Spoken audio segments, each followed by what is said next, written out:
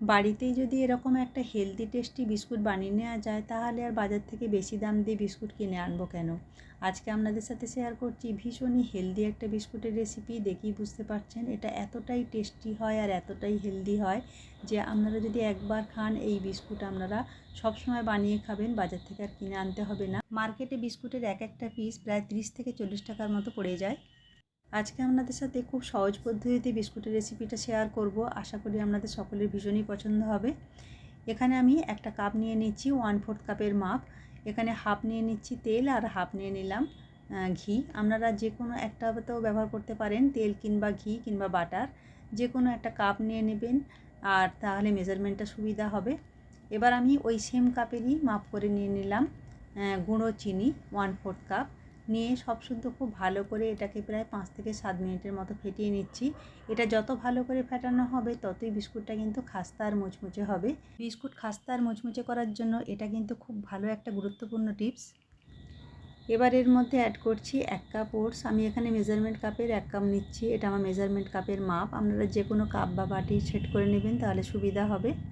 Oats যেহেতু স্বাস্থ্যের পক্ষে খুবই ভালো তাই আমি এখানে ওটস ব্যবহার করছি।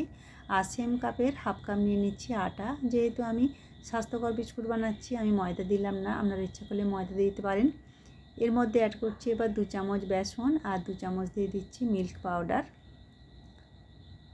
এর মধ্যে এবার অ্যাড করব কিছু ড্রাই ফ্রুটস। আমি এখানে ড্রাই সিডস কিছু নিচ্ছি আর নিচ্ছি খেজুর, আমন্ড, কাজু আর নাট।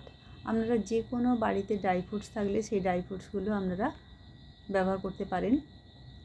এগুলোকে আমি একদম ছোট ছোট করে কুচি করে দিয়েছি। আপনারা গোটা একদমই দেবেন না, গোটা দিলে বিস্কুটে যখন বানাতে যাবেন তখন বিস্কুটের বাঁধনটা খুব ভালো নাও আসতে পারে, এই ড্রাই ফ্রুটসগুলো ছেড়ে ছেড়ে যেতে পারে। তাই এগুলো চেষ্টা করবেন একটু ছোটো ছোটো করে ভেঙে দেওয়ার। আবার খুব বেশি পাউডার করার দরকার নেই। যখন এই বিস্কুটের মধ্যে ছোটো ছোটো গালে পড়বে ড্রাই ফ্রুটসগুলো তখন খেতে খুবই ভালো লাগবে। আমি হাফ চামচ দিয়ে দিয়েছি এখানে দারুচিনি। যেহেতু খুব হেলদি বিস্কুট করছি আমি দারুচিনিটা ব্যবহার করছি, দারুচিনির পাউডার। আর এখানে দেখুন বেকিং পাউডারটা একদম সমান সমান 1 চামচ দিয়ে দিলাম, খুব বেশি ভর্তি দেওয়ার দরকার নেই। আর দিয়ে দিলাম 1/4 চামচের মতো বেকিং সোডা। এর থেকে খুব বেশি একদমই দেব না, ঠিক এরকম মাপটাই দিতে হবে। দিয়ে শুকনো উপকরণগুলোকে ওপর থেকে একটু হালকা করে ভালো করে মিশিয়ে নেব। তারপরে সব শুদ্ধ খুব ভালো করে মিশিয়ে নিতে হবে। আটা মাখার মতো খুব বেশি চেপে চেপে মাখার দরকার নেই, এটাকে জাস্ট সব শুদ্ধ একটু জড়ো করে নিতে হবে। এইভাবে আলতো হাতে আমি সব খুব ভালো করে মেখে নিচ্ছি আর দেখে নিচ্ছি এটা বিস্কুটের শেপ দেওয়া যাবে কি না। যখনই দেখব এটা একটু শক্ত মনে হচ্ছে আর খুব বেশি ঝুরু ঝুরু হয়ে পড়ে যাচ্ছে তখনই এর মধ্যে সামান্য আমি একটু 3 থেকে 4 চামচের মতো লিকুইড দুধ মিশিয়ে নিচ্ছি। আপনারা এর মধ্যে একটু ঘি কিংবা বাটারও মিশিয়ে দিতে পারেন, তবে এর থেকে বেশি কিন্তু দুধ দেওয়া যাবে না, তাহলে বিস্কুটটা খুব বেশি নরম হয়ে যেতে পারে, খাস্তা নাও হতে পারে।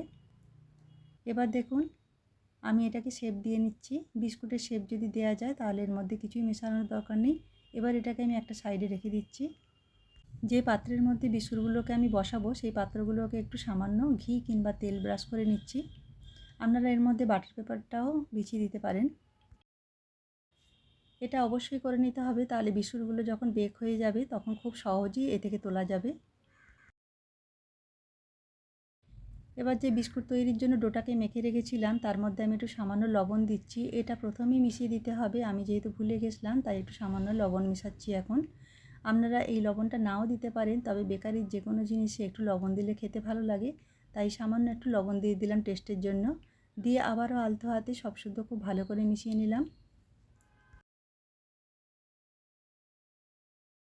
এবার এই ডো থেকে একটু একটু করে নিয়ে যতটা প্রয়োজন ততটুকু নিয়ে আমি বিস্কুটের শেপ দিয়ে নেব। খুব বেশি মোটা রাখবো না, তাহলে বিস্কুটটা বেক হতে বেশি দেরি হবে আর নরম হতে পারে।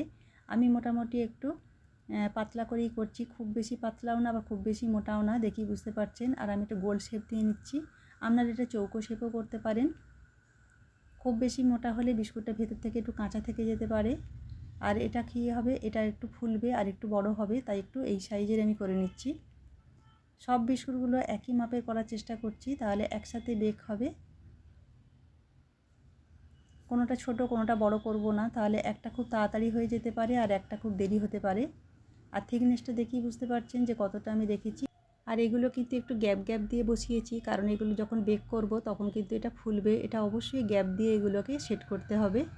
সব বিস্কুট আমি রেডি করে নিয়েছি। এবার এগুলোকে আমি ফ্রিজের মধ্যে 10 মিনিটের জন্য রেখে দেবো। আর ঠিক তারই ফাঁকে আমি মাইক্রোওভেনটাকে 10 মিনিটের জন্য প্রিহিট করে নিচ্ছি। আজকে আমি বিস্কুটটা মাইক্রোওভেন আর কড়াইতে দুটোতেই করে দেখাবো। যাদের মাইক্রোওভেন আছে অবশ্যই কনভেকশন মোডে 10 মিনিটের জন্য প্রিহিট করে নেবেন।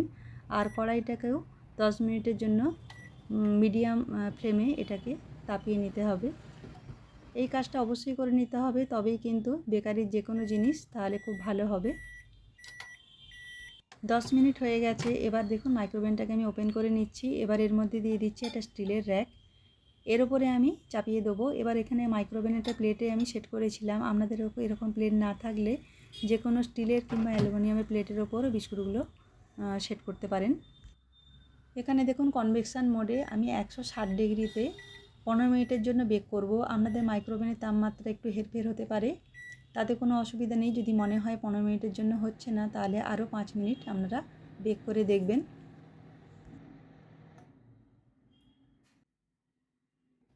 যদি কোনো দিন মাইক্রোওভেনে না করে থাকেন, যদি প্রথম করেন, তাহলে মাইক্রোওভেনে বিস্কুট করার সময় 15 মিনিটের মাথায় অবশ্যই একবার চেক করবেন। যদি মনে হয় কাঁচা থাকে তাহলে আরেকবার 2 থেকে 3 মিনিটের জন্য বেক করবেন। একেবারে কিন্তু 20 মিনিটের জন্য দিয়ে দেবেন না, তাহলে বিস্কুটটা অনেক সময় পুড়ে যাওয়ার সম্ভাবনা থাকে। দেখুন 15 মিনিট হয়ে গেছে, আমি বিস্কুটটা একবার চেক করে নিচ্ছি বিস্কুটটা হয়েছে কি না। এটাকে আমি মাইক্রোওভেন থেকে বের করে নিচ্ছি।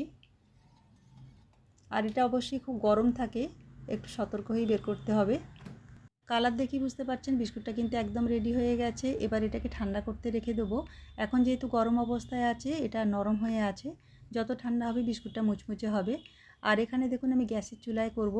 এটাকে আমি প্রায় 6 থেকে 7 মিনিটের জন্য মিডিয়াম ফ্লেমে প্রিহিট করে রেখেছিলাম বালি দিয়ে। বালির ওপর একটা স্ট্যান্ড বসিয়ে নিয়েছি আর এর উপর বিস্কুটটা চাপিয়ে দিলাম। একদম লো ফ্লেমে এটাকে 20 মিনিটের জন্য বেক করব।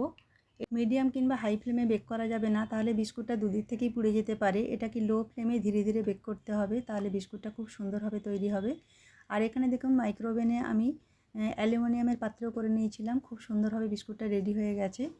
20 মিনিটের মাথায় আমি চলে এসেছি। দেখুন এটা খুব সুন্দর কালার চলে এসেছে, এটাও হয়ে গেছে। এটাকে আর বেশিক্ষণ রাখবো না, এটাকেও নামিয়ে নিচ্ছি। এবার এগুলোকে সব শুদ্ধ খুব ভালো করে ঠান্ডা করে নেব। বিস্কুটটা সঙ্গে সঙ্গে কিন্তু হাত দেওয়া যাবে না, তাহলে ভেঙে যেতে পারে। পুরোপুরি ঠান্ডা হয়ে যাওয়ার পরেই আমি একটা এরকম তারের চুবড়ির মধ্যে বিস্কুটগুলোকে আমি তুলে নিচ্ছি, যাতে তলা পর্যন্ত ভালো করে ঠান্ডা হয়ে যায়। এইভাবে কোনো তারের চুবড়ির ওপর বিস্কুটগুলোকে রেখে দেবেন কিছুক্ষণ, তাহলে তলাটাও খুব ভালোভাবে ঠান্ডা হয়ে যাবে। আর বিস্কুটগুলো যত ঠান্ডা হবে ততই ভালো মুচমুচে হবে। বিস্কুটের কালারটা দেখি বুঝতে পারছেন যে এটা কতটা সুন্দরভাবে তৈরি হয়েছে। কাউকে না বললে বিশ্বাসই করতে পারবেন না যে বিস্কুটটা আপনারা বাড়িতে তৈরি করেছেন। বিস্কুটটা এতটাই হেলদি হয় যে আপনারা বাচ্চাদের টিফিনেও এটা দিয়ে দিতে পারেন। যারা স্বাস্থ্য সচেতন তারা অনেকেই বাইরে থেকে কেনা বিস্কুট খেতে ভয় পান, কিন্তু এইভাবে যদি বাড়িতে খুব সহজ পদ্ধতিতে বিস্কুটটা বানিয়ে নেন, তারা সকলেই এই বিস্কুটটা খেয়ে নিতে পারবেন। ড্রাই ফ্রুটস বিস্কুটগুলো যখন বাজার থেকে কিনে আনি, তখন এক একটা বিস্কুটের দাম প্রায় 30 থেকে 40 টাকা পড়ে যায়। কিন্তু বাড়িতে খুব কম খরচে আপনারা এই ড্রাই ফ্রুটস বিস্কুটগুলো বানিয়ে নিতে পারবেন। বন্ধুরা, আমার চ্যানেলে বিভিন্ন ধরনের রেসিপি খুব সহজ পদ্ধতিতে আপনাদের সামনে তুলে ধরার চেষ্টা করি। আশা করি আপনাদের সকলের খুবই ভালো লাগবে। আজকের রেসিপি যদি একটু ভালো লেগে থাকে, প্লিজ একটা লাইক দেবেন আর কমেন্ট করে জানাবেন কেমন লাগলো। কারণ আপনাদের একটা লাইক, একটা কমেন্ট আমাকে এগিয়ে নিয়ে যেতে সাহায্য করে। নতুন বন্ধু হলে চ্যানেলটাকে সাবস্ক্রাইব করে রাখবেন, পাশের বেল আইকনটা অবশ্যই প্রেস করবেন। কারণ আমি যখনই কোনো নতুন রেসিপি আমার চ্যানেলে শেয়ার করব, সবার আগে সেই নোটিফিকেশনটা আপনাদের কাছে পৌঁছে যাবে। সবাই ভালো থাকবেন, সুস্থ থাকবেন। আবারও দেখা হবে এরকমই কোনো নতুন রেসিপি নিয়ে। ধন্যবাদ।